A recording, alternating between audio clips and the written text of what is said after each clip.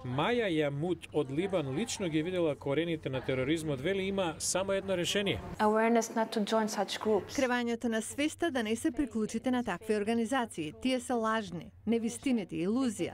Велат дека е како Дизниленд, но е ужасно, нема ништо забавно, само нездрави лица се приклучуваат. Таа е дел од проектот на State Departmentот. Жени адвокати, блогери, активисти, истражувачи, секоја на свој начин активна против насилниот екстремизам.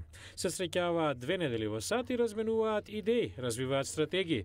Борбата против насилниот екстремизам е особено важна за жените, вели палестинската истражувачка Надија Нусеба.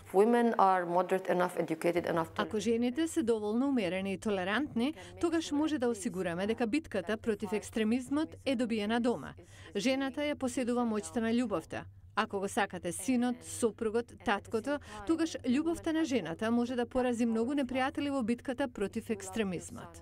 Во Бангладеш, каде блогер беше каменуван до смрт поради критикување на верскиот екстремизам, Пријанка Канта вели дека почитувањето на другите вери е патот против екстремизмот. Најтешката битка во Бангладеш е да се обезбеди секуларна држава, да се почитуваат другите религии. Практикувајте ја својата вера, но не повредувајте ги луѓето од другите вери. Маја Јамут раскажува дека една колешка од Пакистан особено ја инспирирала да биде истрајна. Ме мотивираше и ми даде голема поддршка да продолжам и да не се откажувам, зашто имав денови кога сакав да кренам раце. Кога ми беше потребна мотивација, се присеќавав како ми велеше дека се уште гледа напред и се бори.